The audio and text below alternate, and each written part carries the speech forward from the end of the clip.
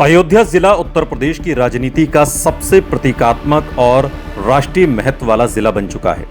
राम मंदिर के उद्घाटन के बाद ये माना जा रहा था कि बीजेपी यहां पहले से अधिक मजबूत होगी, लेकिन 2024 के लोकसभा चुनाव में फैजाबाद यानी अयोध्या सीट से समाजवादी पार्टी के वरिष्ठ नेता अवधेश प्रसाद ने बीजेपी के लल्लू सिंह को हराकर बड़ा राजनीतिक संदेश दिया।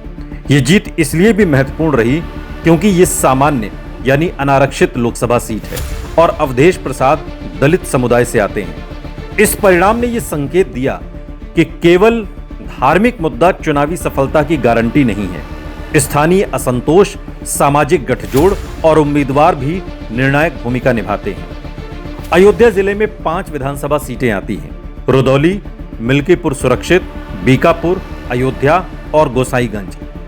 रुदौली विधानसभा सीट की बात करें तो यादव, मुस्लिम, कुर्मी, ठाकुर और दलित मतदाता प्रभावशाली हैं। यहां पर सिंचाई, सड़क, कृषि, रोजगार और स्थानीय विकास प्रमुख मुद्दे हैं।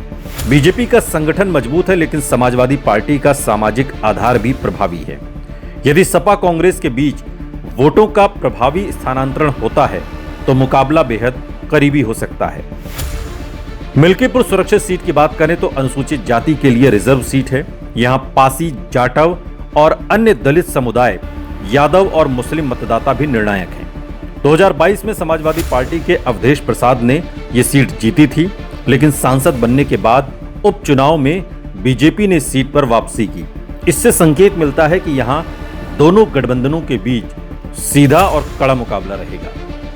बीकापुर विधानसभा की बात की जाए तो ठाकुर, ब्राह्मण, कुर्मी, यादव और दलित मतदाता प्रभावशाली हैं। 2022 में बीजेपी ने यह सीट जीती थी।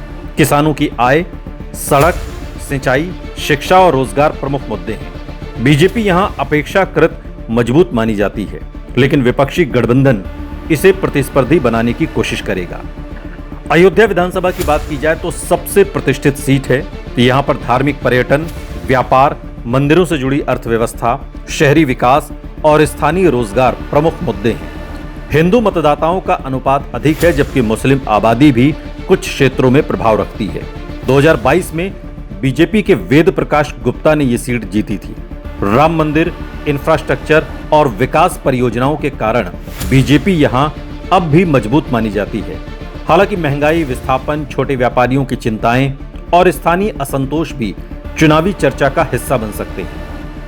गोसाईगंज विधानसभा की बात की जाए तो यादव, कुर्मी, मुस्लिम, ठाकुर और दलित मतदाता निर्णायक भूमिका में हैं। 2022 में समाजवादी पार्टी ने यहां पर जीत दर्ज की थी। ग्रामीण विकास, सिंचाई, कानून व्यवस्था और रोजगार यहां के प्रमुख मुद्दे हैं। ये सीट 2027 में भी सबसे प्रतिस्पर्धी सीटों में रह सकती है। 2022 के विधानसभा चुनाव में अयोध्या जिले के 5 सीटों में बीजेपी ने अयोध्या और बीकापुर जीती, जबकि समाजवादी पार्टी ने मिल्कीपुर और गोसाईगंज जीती। रुदौली का मुकाबला भी बीजेपी और सपा के बीच प्रमुख रहा। 2024 के लोकसभा चुनाव में अवधेश प्रसाद की जीत का विधानसभा राजनीति पर मनोवैज्ञानिक और संगठनात्मक असर पड़ा। लोकसभा चुनाव के विश्लेषण में बीजेपी को केवल अयोध्या विधानसभा क्षेत्र में बढ़त मिली, जबकि अन्य विधानसभा क्षेत्रों में विपक्ष ने बेहतर प्रदर्शन किया। इससे समाजवादी पार्टी कांग्रेस गठबंधन का मनोबल बढ़ा और ये संदेश गया कि अयोध्या में भी बीजेपी को चुनौती दी जा सकती है। राम मंदिर में चढ़ावे की कथित चोरी और वित्तीय अनियमितताओं के आरोपों की जांच ने भी राजनीतिक बहस को जन्म दिया।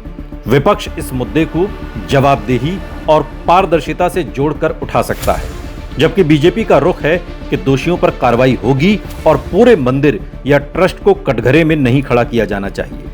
इस मुद्दे का चुनावी असर कितना होगा, ये जांच के अंतिम निष्कर्ष विपक्ष की रणनीति और मतदाताओं की प्राथमिकताओं पर निर्भर करेगा। अभी ये कहना जल्दबाजी होगी कि केवल इस मुद्दे से बड़े पैमाने पर वोटों का रुझान बदल जाएगा। चुनाव में विकास, स्थानीय असंतोष, सामाजिक समीकरण और उम्मीदवार भी समान रूप से महत्वपूर्ण रहेंगे। 2027 में सबसे बड़ा राजनीतिक बदलाव ये है कि समाजवादी पार्टी और कांग्रेस साथ हैं, जबकि बीजेपी अपने सहयोगियों के साथ एनडीए के रूप में चुनाव लड़ने की तैयारी कर रही है।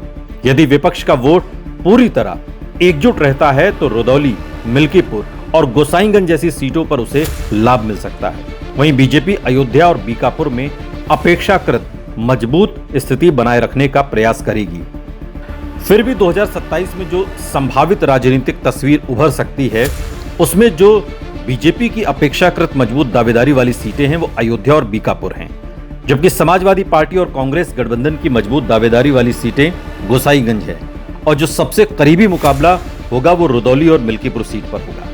कुल मिलाकर अयोध्या 2027 में केवल धार्मिक प्रतीक नहीं बल्कि सामाजिक समीकरण, विकास, स्थानीय मुद्दों और गठबंधन की राजनीति की सबसे बड़ी परीक्षा भी होगी।